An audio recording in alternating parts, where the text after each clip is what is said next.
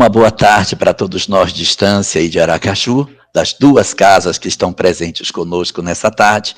E hoje nós vamos realmente fazer um passeio rápido pela história para resgatar alguns pontos importantes no entendimento daquilo que o Espiritismo nos oferece. Segundo aquilo que o Espiritismo nos dá como informação, o nosso planeta, o planeta Terra, ele possui um espírito que responde pelo planeta como um todo, que nós poderíamos dizer que ele seria o governador planetário. É uma entidade, um espírito puro, que possui já uma evolução tão significativa que a responsabilidade dele é de cuidar de um planeta como um todo. E não só de um planeta como um todo, no sentido físico, mas da população que habita esse planeta, que encarna, que desencarna e que está, de certa maneira, vinculada em termos de evolução a esse específico orbe. Esse espírito puro, que já era puro quando a Terra foi formada, há 4,5 bilhões de anos, acompanhou todo o processo de construção da vida orgânica na Terra, até o surgimento da espécie humana, até o surgimento de que nós tivéssemos na Terra o aparecimento do homem como indivíduo inteligente, capaz de ter livre-arbítrio e tomar as suas decisões.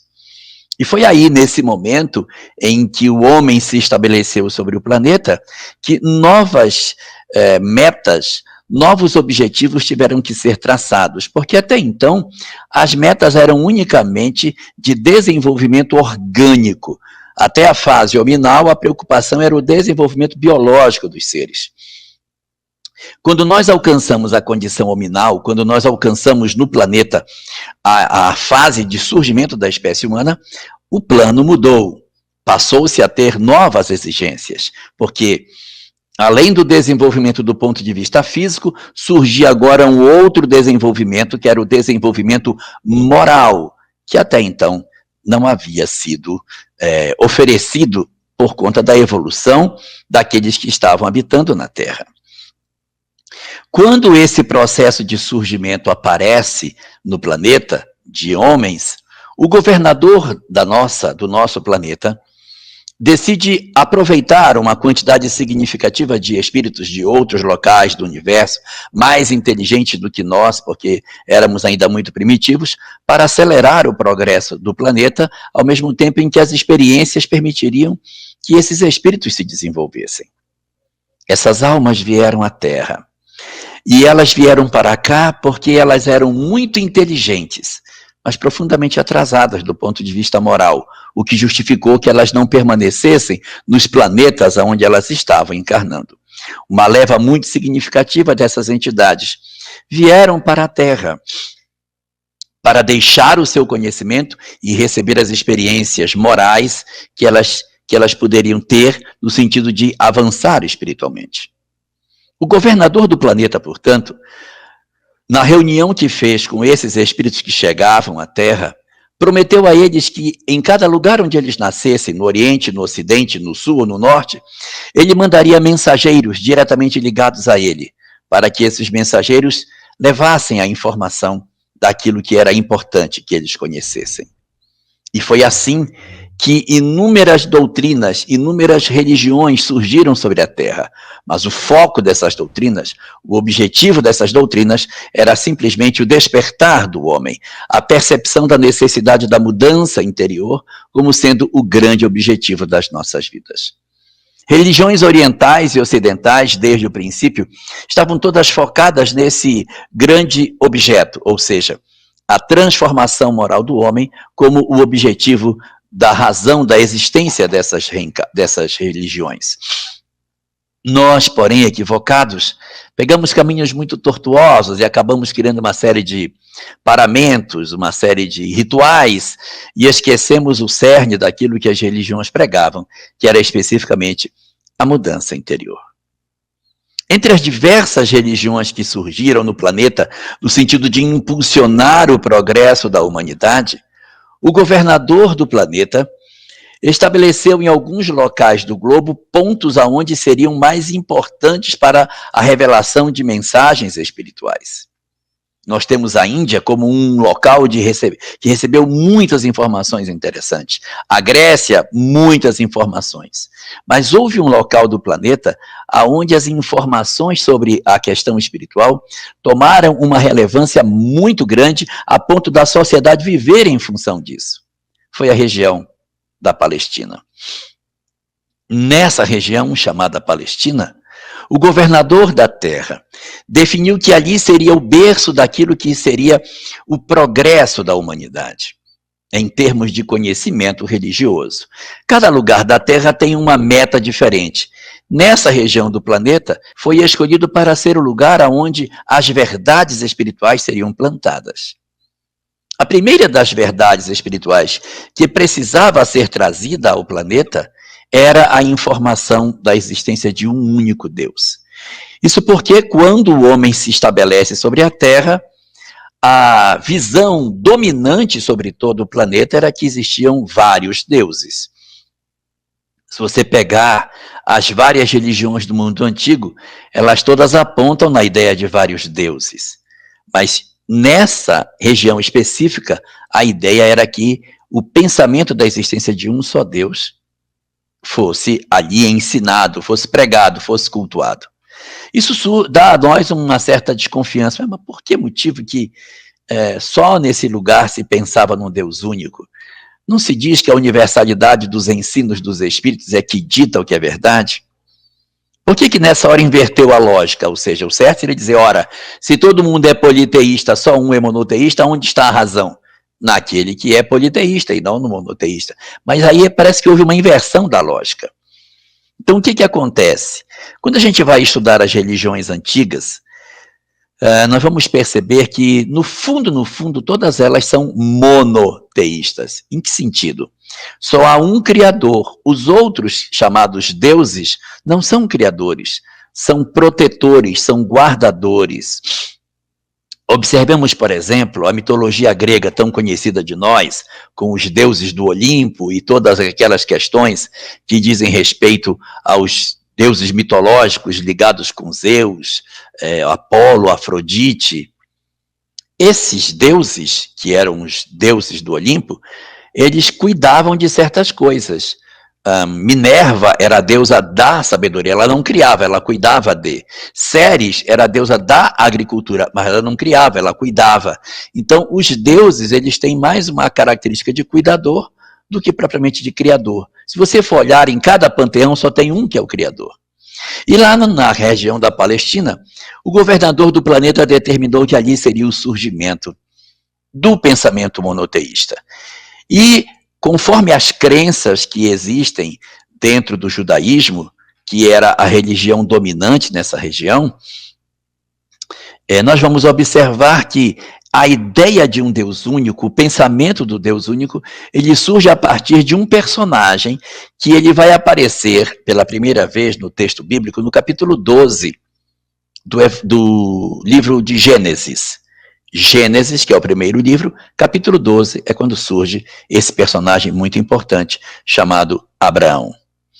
Abraão foi o primeiro a falar sobre a ideia de um Deus único. Ele tinha uma crença muito clara de que Deus era um único, mas apesar de ele ter uma vida muito correta, ser um homem muito digno, e todas as histórias sobre ele apontarem que ele era um homem extremamente desenvolvido do ponto de vista moral, os judeus dizem, inclusive, que Abraão tinha muito prazer em, por exemplo, oferecer comida para os viajantes.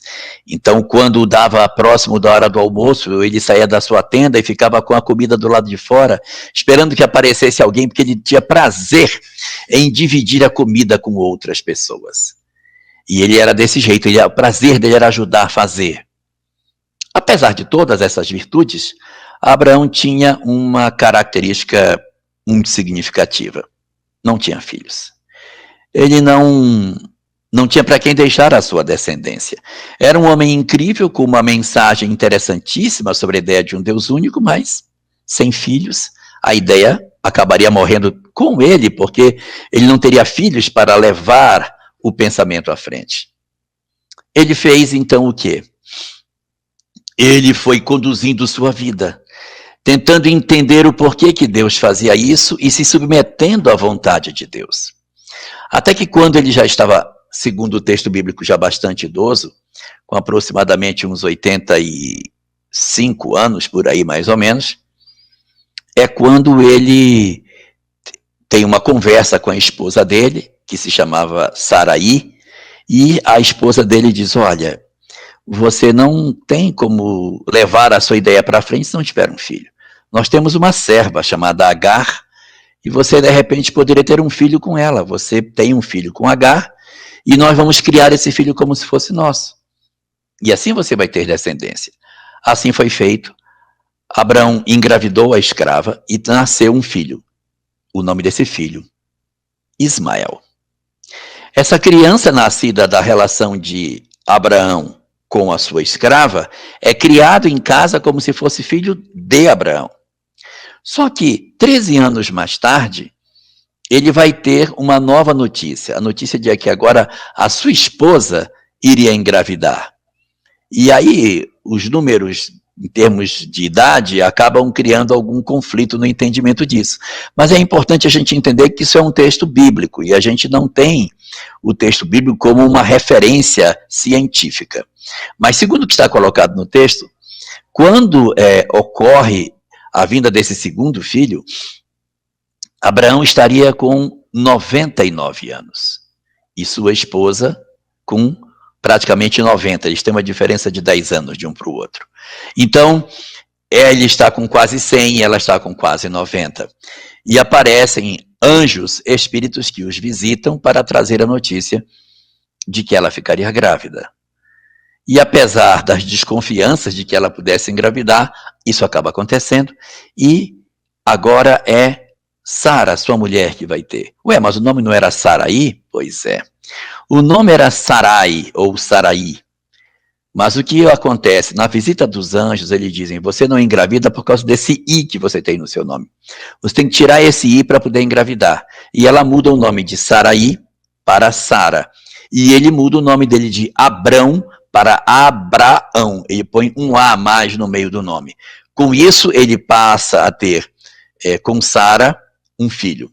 Esse filho vai se chamar Isaque. Depois do nascimento de Isaque, começa a haver um problema entre Sara e a mãe de Ismael, Agar. Elas começam a disputar as atenções de Abraão, e Sara constrange Abraão a mandar a escrava embora junto com a criança. E Abraão, então, em função da determinação de Sara, manda o filho embora de casa com a escrava. Ele teria aproximadamente uns 13 anos quando isso aconteceu. No caminho, a escrava vai desencarnar, mas Ismael sobrevive e segue sua vida.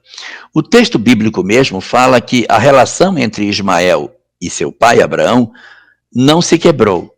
E eles continuaram tendo contato mesmo depois desse movimento de expulsão do filho de casa. Nós encontramos isso tanto nos textos bíblicos, no Gênesis, como encontramos no Corão Sagrado, a história dos muçulmanos. Porque os muçulmanos, os árabes, na verdade, são descendentes de Ismael, enquanto que os judeus vão ser descendentes da linhagem de Isaque. Então, ocorre mais ou menos desse jeito. Eu tenho Abraão, Abraão tem 2 filhos, Ismael e Isaque. Ismael sai de casa e vai gerar os árabes. Isaque fica em casa e tem 2 filhos, Esaú e Jacó. Jacó vai ter 12 filhos e é de Jacó que vem todo o tronco judeu. Essa é a distância entre árabes e judeus. Os árabes são filhos de Ismael, os judeus são filhos de Jacó. E é por esse braço de Abraão, Isaque e Jacó que a mensagem do Deus único chega primeiro. Ela iria chegar pelo braço de Ismael mais tarde, quando viesse a mensagem do Alcorão, quando viesse Muhammad trazendo o islamismo, mas primeiro ela surge no lado que nós temos do judaísmo, e vai surgir a partir de uma série de lições, o nascimento da religião judaica. Ela vai se estruturar como povo, como religião, a partir de Moisés, que vai libertar o povo que estaria escravo no Egito, e a partir dali é que se estrutura efetivamente o judaísmo com a crença do Deus único bastante solidificada e fazendo com que o braço da revelação espiritual fosse exatamente pela linhagem de Jacó. Ali está o braço, por ali que a revelação vai chegar. E durante muito tempo, profetas e mais profetas vão trazendo informações sobre a vida espiritual, sobre como é que Deus se relaciona com os homens. E num dado momento, as mesmas profecias que falavam de tantas coisas, começam a falar de que o governador do planeta, sim, aquele que havia planejado tudo, disse: eu também vou descer. Então olha o que aconteceu. Ele preparou a estrutura para o surgimento no planeta de uma nova doutrina, que seria a doutrina do monoteísmo, faz com que vários profetas construam um pensamento sobre como deve ser a vida dos homens, de acordo com a lei desse Deus, e lá na frente ele começa a dizer: anunciem que eu vou nascer. Ele vai preparar as pessoas para receber a sua chegada. O governador do planeta, em pessoa, encarnaria para trazer a mensagem em função do quê? A mensagem dele já tinha trazido tantos missionários, é porque mesmo trazendo os missionários, alguns não conseguiram despertar. Krishna, Buda e tantos outros trouxeram a mensagem, acordaram muita gente, mas havia muita gente ainda que não conseguia perceber a mensagem. Então ele disse: então eu vou e vou levar a mensagem na sua expressão mais simples, que a mensagem de Jesus é super simples: amor e imortalidade da alma. Só tem isso, não tem mais nada. Amor e imortalidade. E ele vai então trazer uma mensagem. Esse governador vai se programar para vir à Terra para trazer a mensagem. E vai acontecer uma coisa muito interessante. 400 anos antes do nascimento dele, não vem mais nenhuma profecia. O mundo espiritual não traz mais nenhum profeta. O último deles é Malaquias. E o judaísmo experimenta 4 séculos sem nenhuma expressão de espiritualidade entre os homens. E por conta disso, a religião fica entregue aos rabinos, aos estudos dos rabinos, às interpretações que eles fazem, e isso dá origem a uma coisa muito bela, que é um período em que os judeus se debruçam sobre seus textos, não tem mais médiuns para falar nada, para começar a comentar, estudar e tentar encontrar respostas nos próprios textos escritos. Nesses 400 anos, personagens interessantíssimos vão acontecer até o nascimento do governador do planeta, que para os judeus é chamado de Messias. O Messias está vindo, o Messias está vindo. E aí, na janela dos 400 anos, bem no meio dela, com 200 anos antes do nascimento de Jesus, renasce uma pessoa muito interessante, pouco conhecida dos ocidentais, mas muito conhecida entre os judeus e entre os árabes. Ele foi um rabino muito especial. Seu nome, Hillel. Ele está bem no meio da janela dos 400 anos. E o que torna Hillel especial é porque nesse período de carência de informações espirituais, Hillel traz uma informação preciosíssima para nós. Ele descobre que toda a doutrina que está contida na lei e os profetas pode ser resumida numa única palavra: amor. Hillel é o rabino do amor. Ensinava que em todas as ocasiões, todas as circunstâncias, o amor deveria ser a opção do homem. Então, nós deveríamos sempre amar as pessoas, fazer o bem, procurar ajudar. Ele achava que o versículo mais importante que existia na Bíblia era aquele que dizia que nós devemos amar ao próximo como a nós mesmos, que era uma frase de Moisés apresentada no livro do Levítico. Para se ter uma ideia do quanto essa frase é interessante, é a única vez até ali que aparece a palavra amar como um mandamento. Não aparece em lugar nenhum.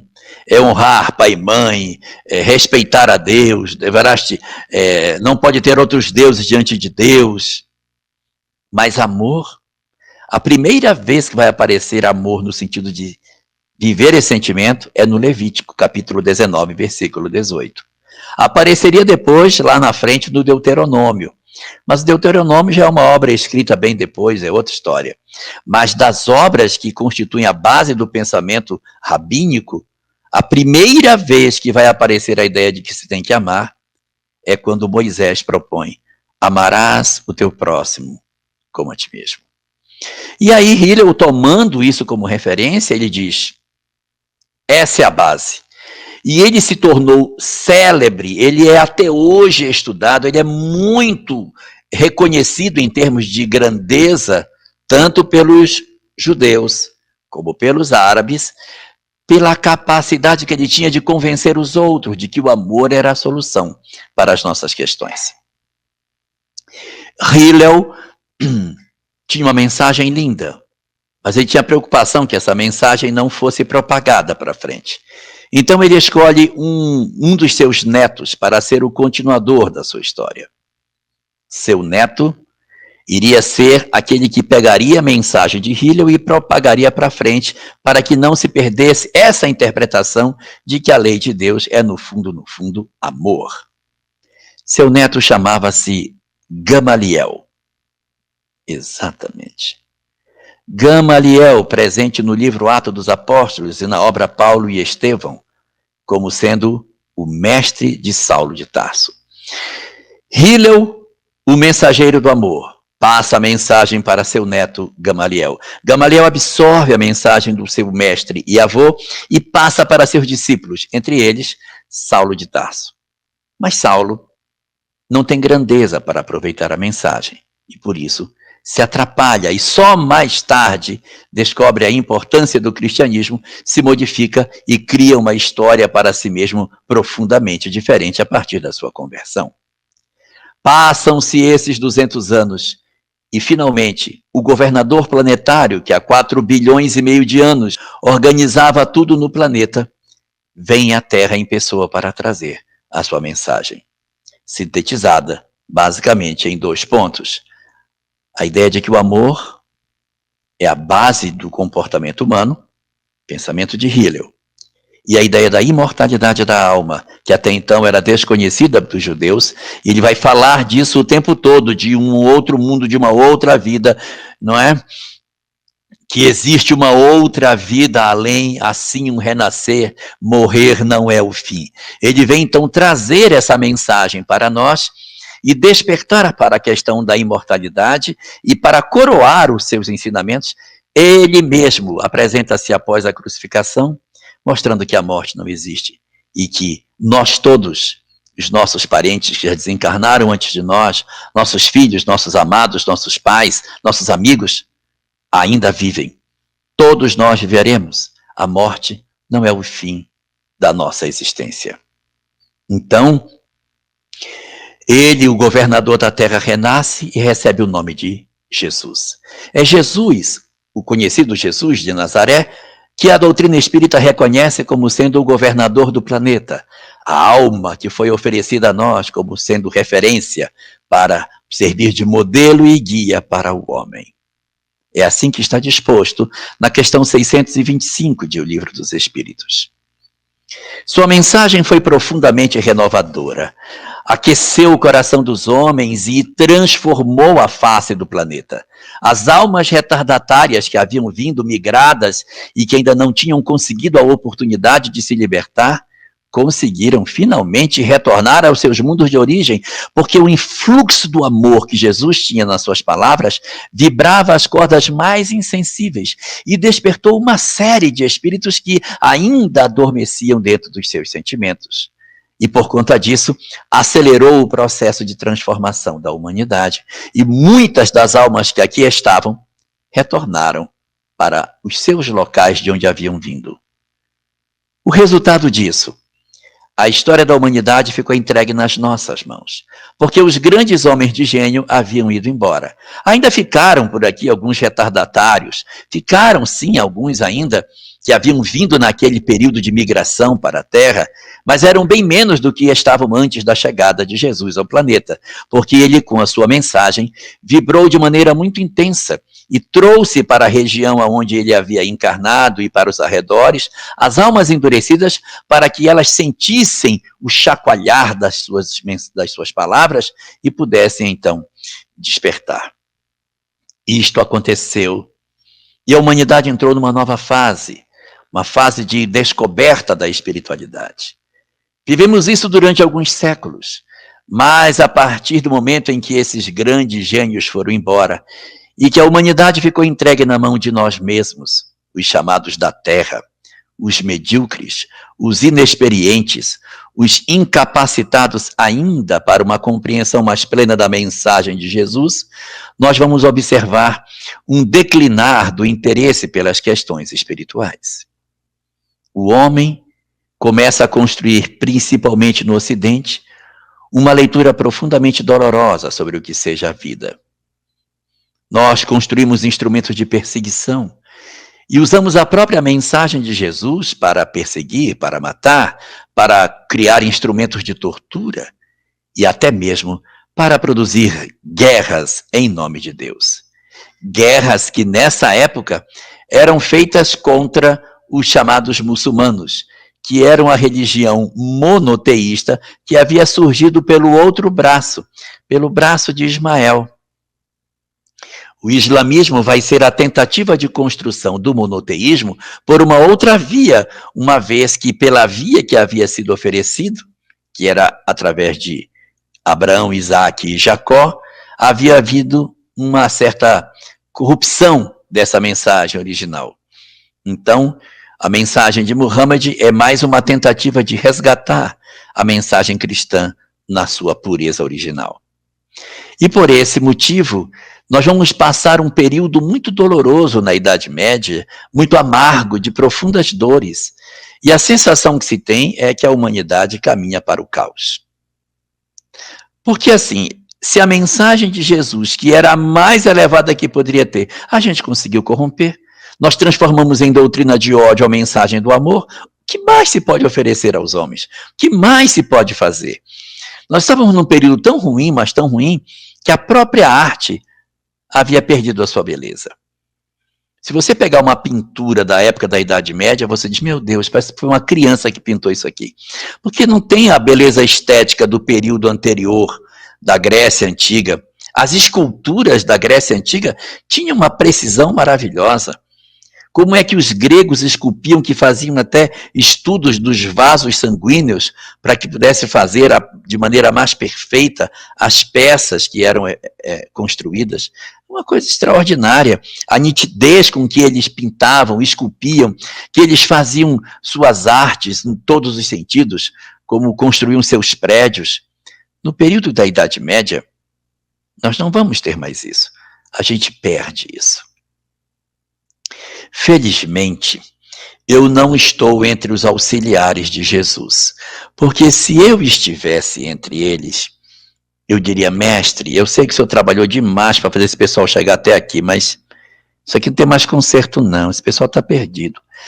Desloque um meteoro, dê de frente e vamos começar tudo do zero, porque se eles conseguiram corromper a sua mensagem e estão matando, torturando, esfolando pessoas e promovendo guerras em nome da sua mensagem, não tem mais o que fazer. Felizmente eu não faço parte, porque o que fez o Cristo, observando o cenário sombrio que se apresentava, ele toma a decisão de fazer uma mudança no seu planejamento para acomodar as transformações que a Terra estava passando. E nesse fenômeno de transformação que ele apresenta, ele desenha 3 metas. 3. Meta número 1. Reacender a chama do conhecimento que havia se apagado. Nós estávamos queimando os livros, destruindo bibliotecas. Nós fizemos uma série de barbaridades com o saber. O cristianismo queimou uma quantidade enorme de livros antigos porque esses livros eram contrários à mensagem cristã. Existe um incêndio que foi feito na Biblioteca de Alexandria no ano 405. 385. Esse incêndio foi promovido por cristãos. Foram eles que tocaram fogo na biblioteca.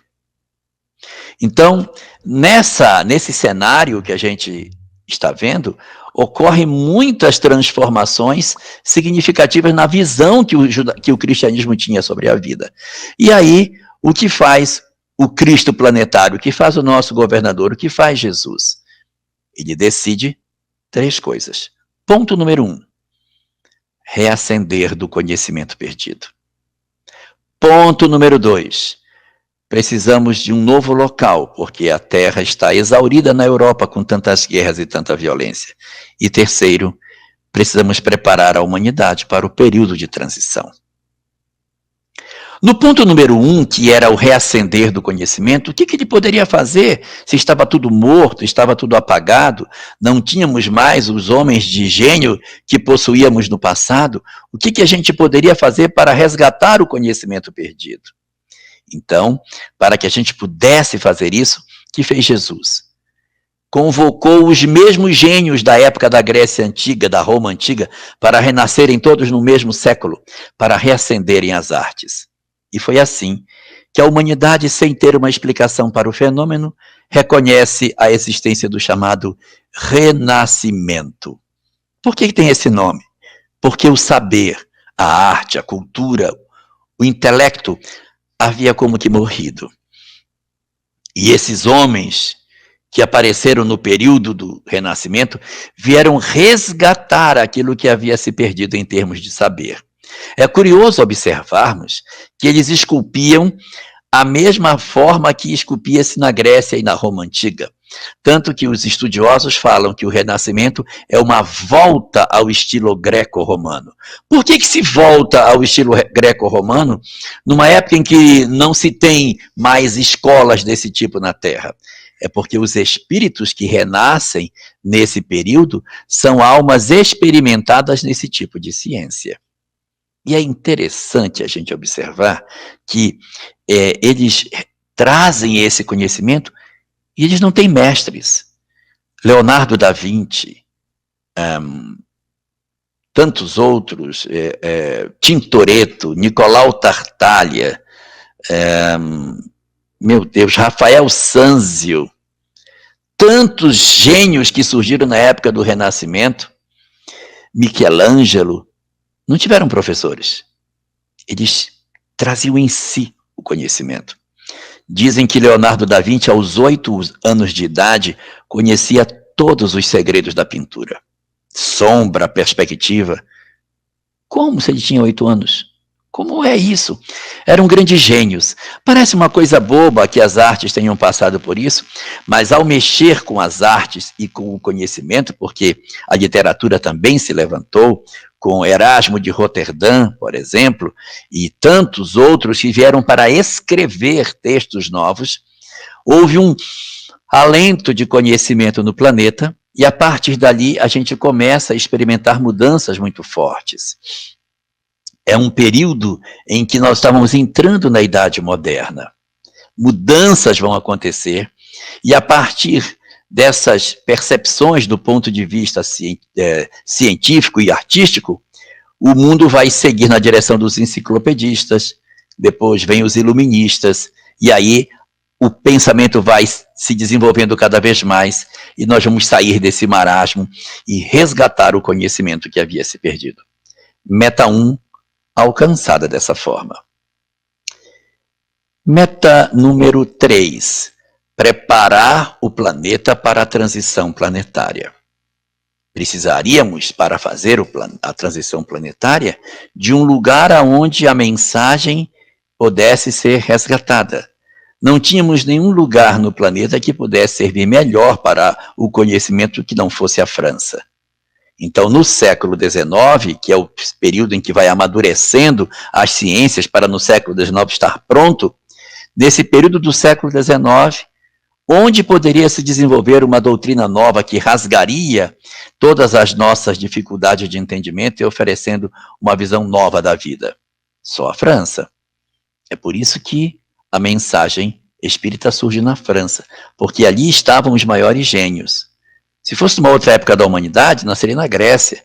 Se fosse mais recente, seria nos Estados Unidos, algum outro local. Naquele período, a França era o berço do saber e do conhecimento e, portanto, ali seria o local ideal para que ela se desenvolvesse. Mas a França tinha, ao mesmo tempo, um problema.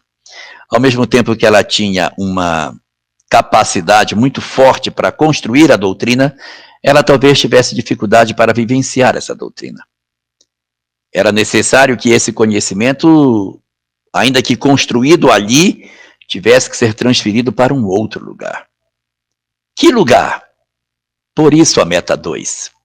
A meta 2, que seria a descoberta de um novo lugar, não era ao acaso, é porque não havia um lugar no planeta que pudesse prosperar de maneira tão significativa a mensagem que precisava ser oferecida.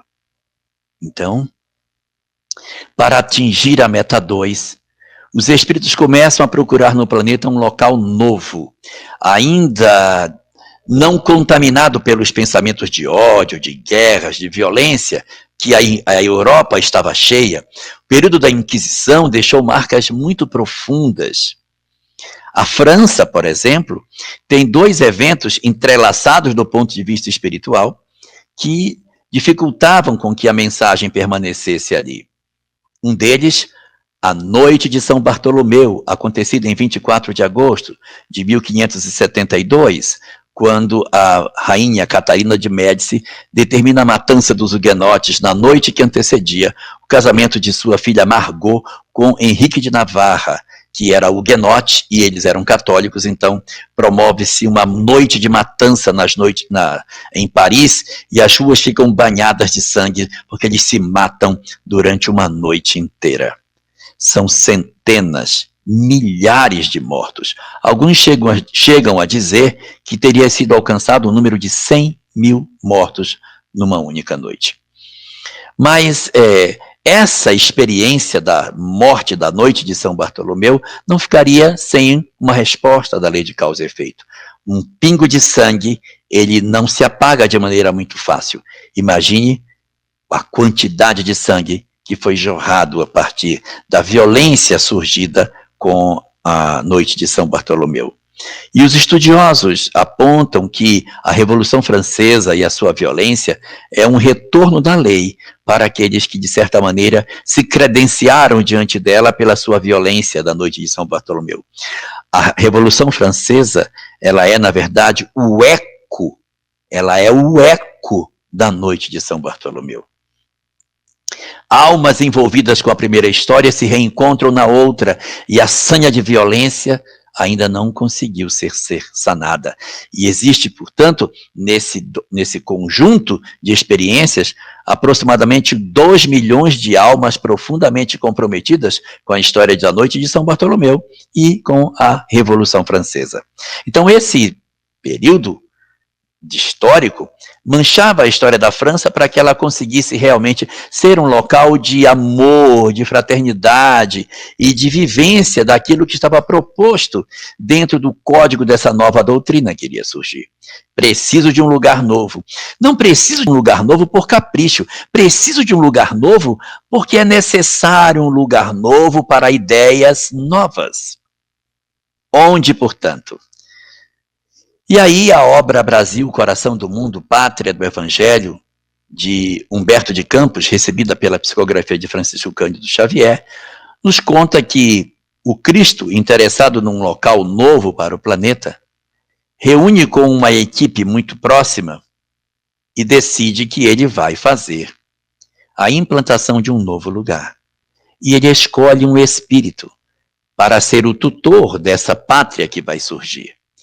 Assim como Jesus é o governador do planeta, cada país em particular possui o seu tutor em especial.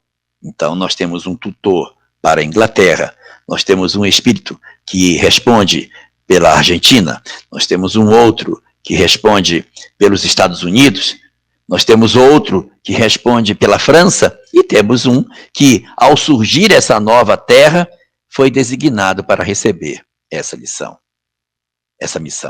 Quem era ele? Ele era o filho de Abraão com Agar.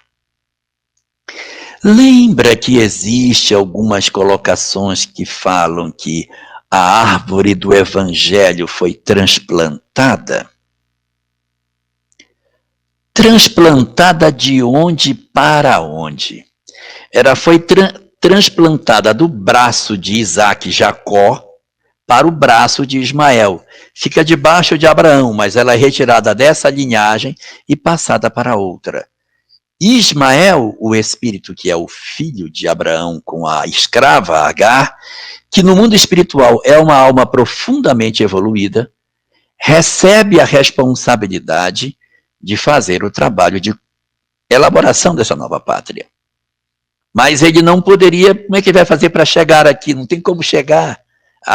Designa que é esse pedaço geográfico, mas eu precisava que aqui chegasse alguém para ser o elemento para colonizar esse espaço. Nesse período havia grandes navegadores, os franceses, os ingleses, os espanhóis, que tinham a esquadra invencível de Francisco Fernando II, eles eram realmente grandes navegadores. Os próprios holandeses também tinham uma esquadra maravilhosa. Mas o que é escolhido para ser o país que vai colonizar não é nenhum desses. O país escolhido para colonizar é Portugal. E alguém diz assim, nossa, mas Portugal, pelo amor de Deus, não tinha outro. Justo esse, a gente podia ser colonizado por francês, lindo, por ingleses. Está falando nesse momento aqui holandês, é tão bonito. A nação escolhida para ser aquela que iria colonizar a Terra Nova é Portugal. Só que Portugal não tinha ainda tanta tradição para a construção de barcos, navegadores, isso ainda era meio incipiente. Ela vivia de frente para o mar, mas não tinha grandes navegadores. Precisava formar uma escola de navegadores. Então, um espírito é designado para encarnar na Terra para criar essa escola. Só. Então, a gente precisa mandar alguém para criar essa escola, para que essa escola seja formada, para que se monte os navegadores que virão para cá. Então, Ismael, dentro da sua obra, precisa escolher alguém. Se eu quero escolher alguém que ame muito, para que ele faça uma escola e que o objetivo seja a questão não de guerra, de conquistar. Então, preciso mandar alguém que não se deixe contaminar pelos interesses econômicos que movem as outras nações. E entre os vários espíritos que ele teria para escolher, para ser esse que encarnaria, ele escolhe um em particular. Sabe quem? Hillel. Por isso que eu falei da história desse rabino.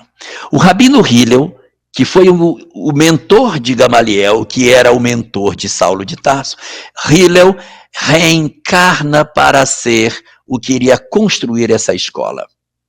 Ele iria ser na Terra aquele que nós conhecemos pelo nome de Henrique de Sagres. Acontece que a obra Brasil, Coração do Mundo não diz isso. Ela diz que o espírito que veio chamava-se Eliu, não era Hillel. Sabe por quê? Porque os árabes e os judeus, eles têm uma tendência de mudar o nome das pessoas. Não só o nome das pessoas, mas é outro idioma. Então, os judeus chamam Moisés. O nome dele, na verdade, é Moshe. Nós é que chamamos Moisés. Os judeus chamam Moshe, Moisés. Os árabes chamam Musa. É a mesma pessoa. Os judeus chamam Abraão. Os árabes chamam Ibrahim. É a mesma pessoa. Nós chamamos Jesus. Eles chamam Giza. Então, há uma mudança dos nomes. A mesma coisa acontece com o nome de Hillel. Hillel, que é conhecido entre os árabes e judeus, como eu já tinha falado antes, é conhecido entre os árabes com o nome de Eliu. O que eles fazem? Eles trocam a ordem das vogais. É questão de idioma. Então, o Eliu que aparece na obra Brasil, Coração do Mundo, é o mesmo Hillel da história do judaísmo. É ele que vem à Terra e constrói uma escola, chamada a Escola de Henrique de Sagres. A Escola de Navegação. E ele vai formar grandes navegadores nesse período. E o curioso é que os navegadores portugueses, realmente, eles não eram conquistadores de terras. Se você pegar os navegadores ingleses, os espanhóis, os franceses, eles invadiam e tomavam as terras.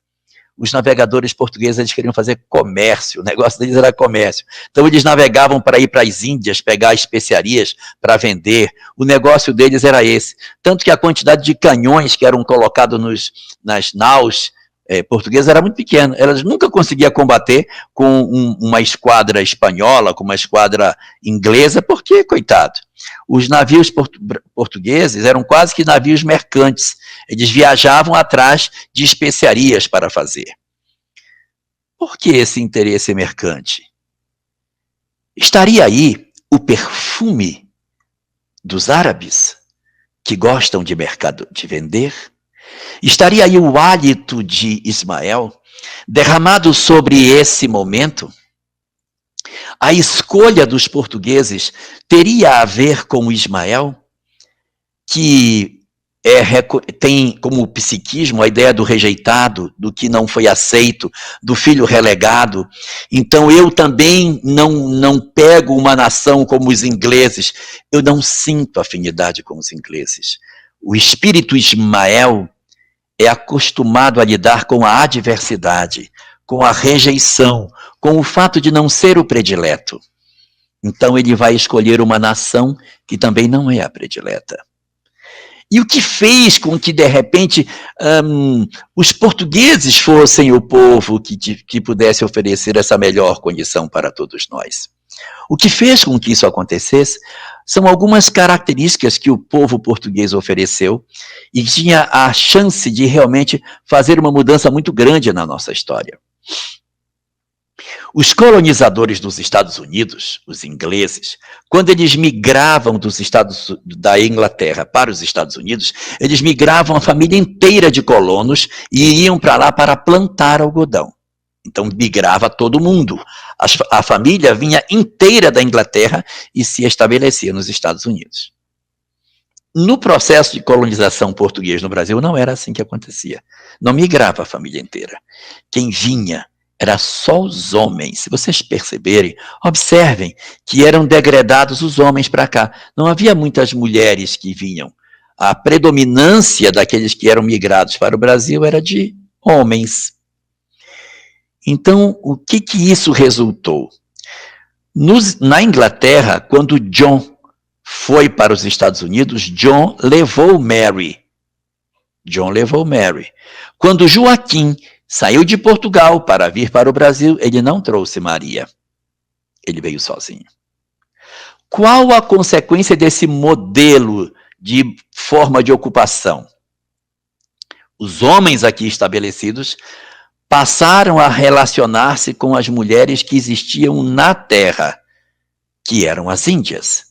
Mais tarde, quando houve a chegada do povo africano, eles também passaram a se relacionar com o povo africano que estava aqui. Então, houve um mecanismo de miscigenação racial muito forte, desde o princípio da construção do nosso país, de maneira que nós somos um povo multirracial, nós não temos uma expressão específica. O próprio Alberto Almeida diz que brasileiro... esse cara tem cara de brasileiro. Não tem cara. Brasileiro não tem cara. Diz, brasileiro não tem cara, brasileiro tem barriga. Isso é o Alberto Almeida que fala. Então, realmente, você pode ter brasileiro com todo o rosto. Louro, cara de japonês, com a pele mais escura, com a pele mais clara, mais alto, mais baixo, cabelo enrolado, cabelo grande, cabelo liso, cabelo enrolado. Todo jeito... Todos os rostos, todas as formas podem ser admitidas como formas de Brasil. E isso fez com que a gente fosse, desde o princípio, aprendendo a se miscigenar. Nós já nascemos plural desde o princípio. Nos Estados Unidos isso não aconteceu. O processo de miscigenação não se dava porque as famílias vinham por inteiro, então havia uma segregação racial muito mais pronunciada, gerando os conflitos raciais que a gente viu que apareceram tantas vezes na história dos Estados Unidos, de locais impedidos de frequentar por determinadas pessoas, ônibus para uma determinada pessoa, outros para outro, num modelo parecido com o apartheid da África do Sul. O Brasil, exatamente pela forma como ele se construiu, ele foi feito dessa maneira. No desenho do planejamento que foi construído por Ismael, era necessário que nós tivéssemos a chegada no Brasil de mão de obra dos povos africanos. Mas o desenho que foi feito não era para que eles viessem escravizados, era para que eles viessem da mesma maneira que outros povos vieram para cá. Nós não tivemos no Brasil italianos, alemães, japoneses, que migraram para o Brasil e vieram para trabalhar na lavoura, foram trabalhar em vários lugares, como trabalhadores humildes, sim, mas não na condição de escravos. O planejamento era para que eles não viessem na condição de escravos, mas foi o que acabou acontecendo, e é um desvio de planejamento e uma responsabilidade espiritual que os portugueses assumem em função da decisão de fazerem isso com os povos da África. Ele constrói essa nação baseada nesse modelo, juntando o índio que aqui estava, os negros que foram trazidos e mais o povo português.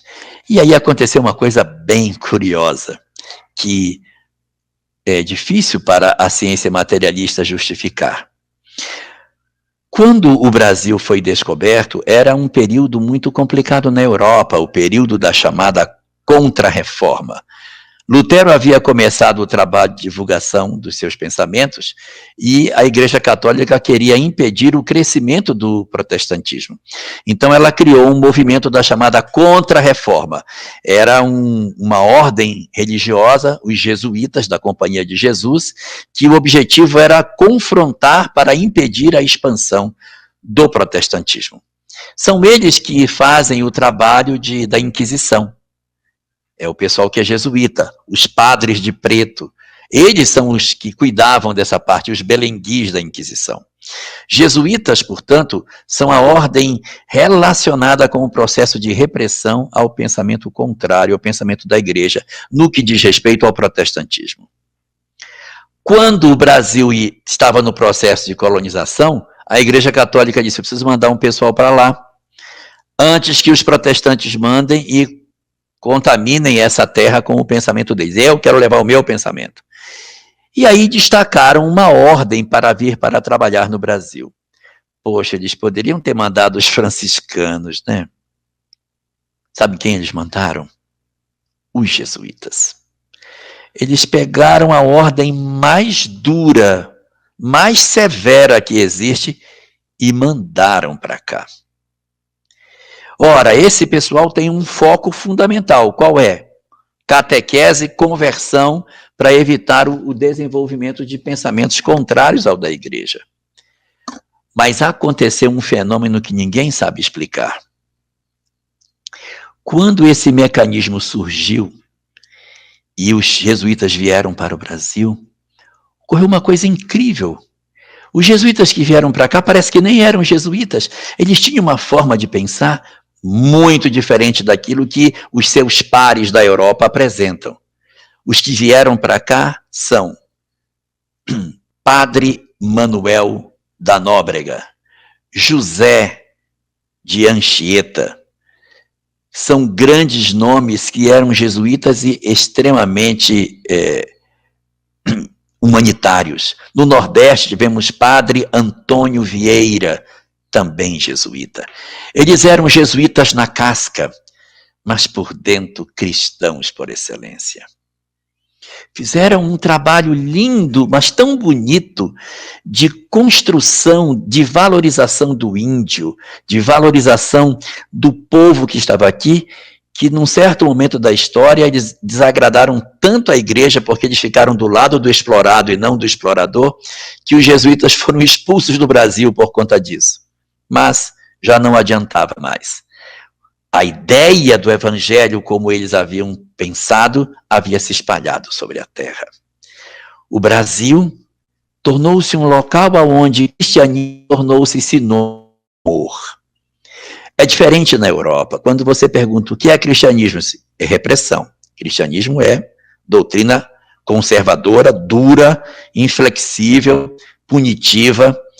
E aqui a mensagem é amor.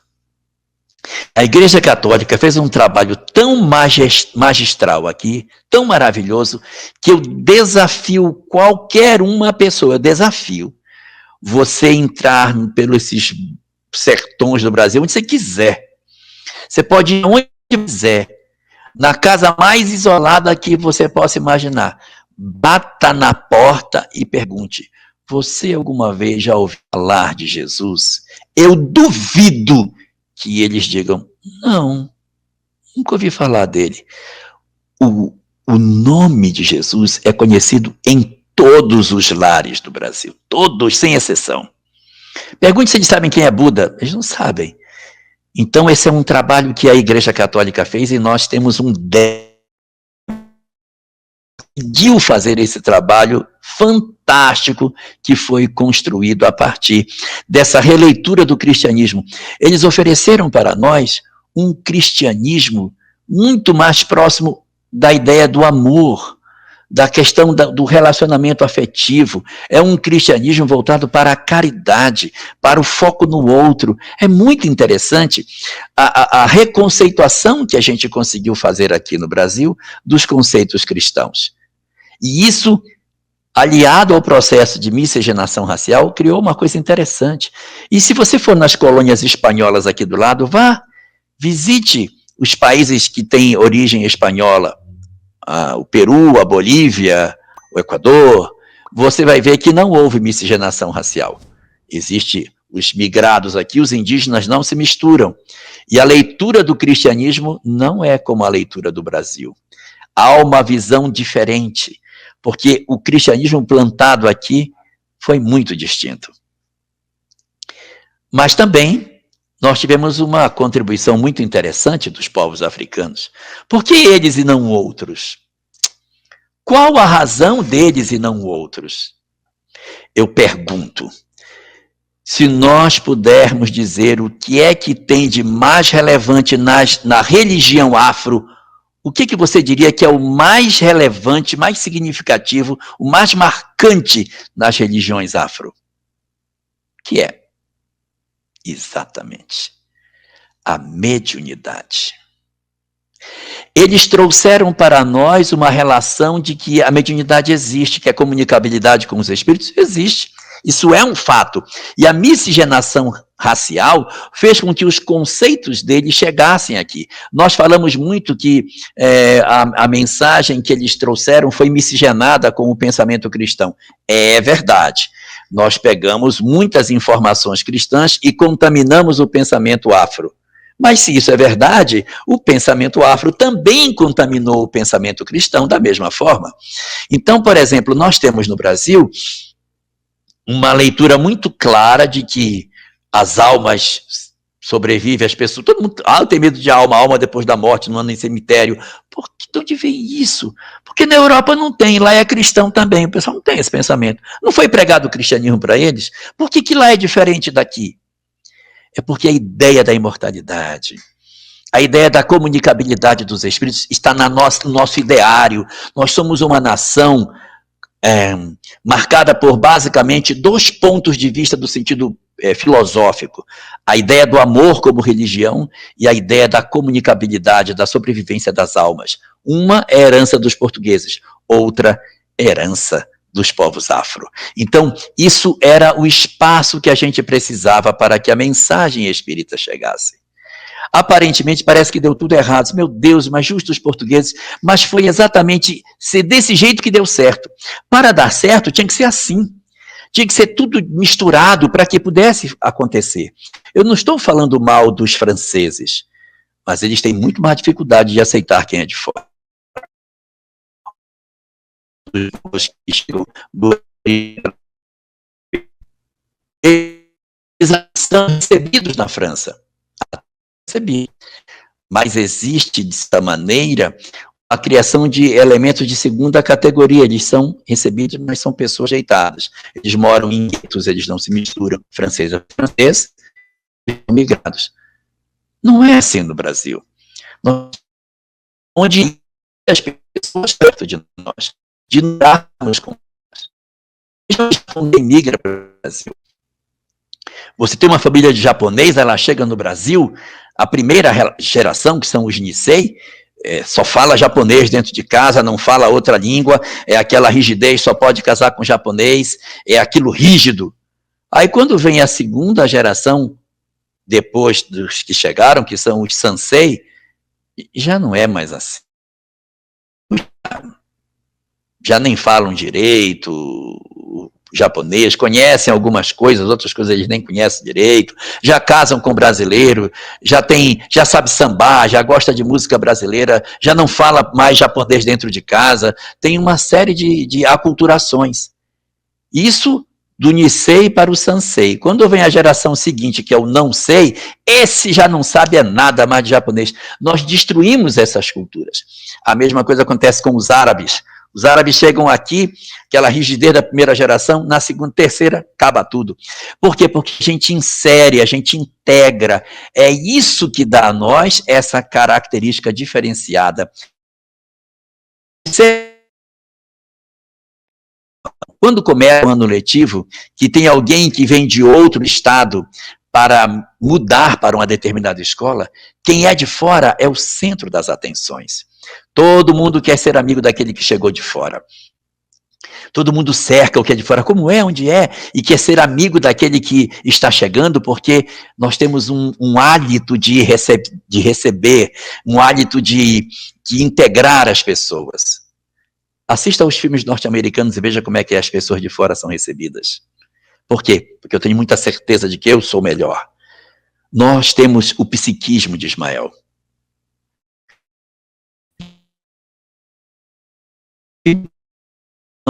Filho que não ficou na presença do pai. Então nós nos achamos menores. E por essa razão, tudo que a gente vê, a gente tenta se aproximar, tenta acolher, tenta juntar. E é essa característica que nós temos que faz com que essa grande obra que Ismael vem construindo ao longo do tempo esteja dando certo. O que dá certo é a miscigenação. E dentro da literatura espírita fala-se muito do Brasil como coração do mundo, pátria do evangelho. E as pessoas ficam, não, mas não é possível. Esse Brasil desse jeito, com esse tipo de gente, meu Deus, não pode. Não é possível. Nem toda vez que se planeja alguma coisa, significa que aquilo que a gente planejou vai acontecer. O planejamento é enquanto o planejamento está posto. Esse é o plano. O plano é que o Brasil seja o coração do mundo, a pátria do evangelho. Aí você diz, mas eu não vejo essa característica. Exato. O fato de ser o coração do mundo e a pátria do evangelho não quer dizer que seja a nação mais maravilhosa do mundo. Não é isso.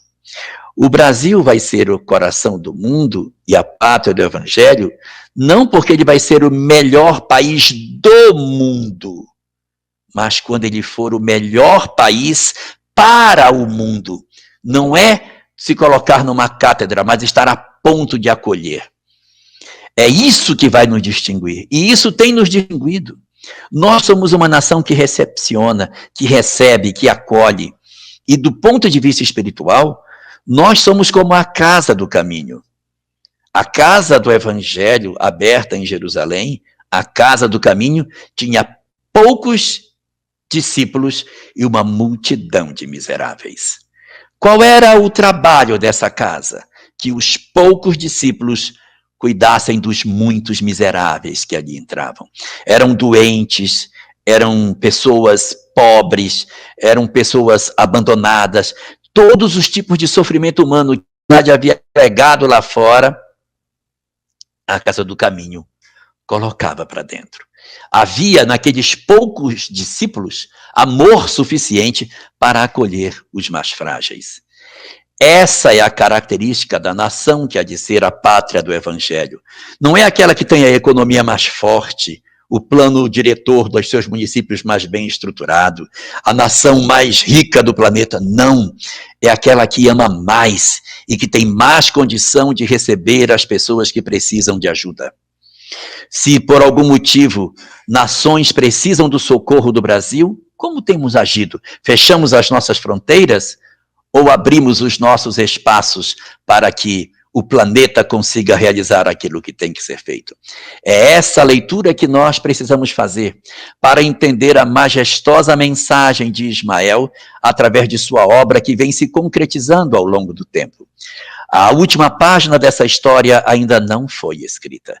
Não sabemos como será o término dela, mas o planejamento se mantém e se manterá enquanto nós estivermos predispostos a amarmos ao próximo como a nós mesmos e no hálito daqueles primeiros jesuítas que aqui chegaram, disseminarmos a mensagem de Jesus como sendo a mensagem do amor e a doutrina espírita, derramando a informação da imortalidade da alma, vai costurar todas as peças que faltavam. E só para concluir, eu quero contar um segredo para vocês. Quando a mensagem foi construída na França, porque o Brasil não podia, houve uma conversa entre São Luís, que é o mentor da França, e Ismael, que é o mentor do Brasil. Se eu vou construir a mensagem aqui, mas eu vou passar para você depois. Não, eu não tenho condição de fazer a mensagem, você constrói lá e pode passar para mim. Se vou passar para você, mas junto eu vou levar uma outra parte junto. Vão 2 milhões de almas francesas perturbadas para você. Espíritos da época da noite de São Bartolomeu, e não resolvidos na Revolução Francesa, vieram junto com a mensagem. Eles estão conosco, não têm amor pelo país, não têm amor pela nação. Vivem movidos pelo ódio, pela vingança, pelo destemor, pela agressão, e estão convivendo conosco. E o grande desafio nosso no momento presente é nós fazermos o contágio positivo envolvendo esses companheiros em profundo amor para que a gente dê sentido à grande promessa e esperança do Cristo de que o Brasil seja o coração do mundo, a pátria do Evangelho.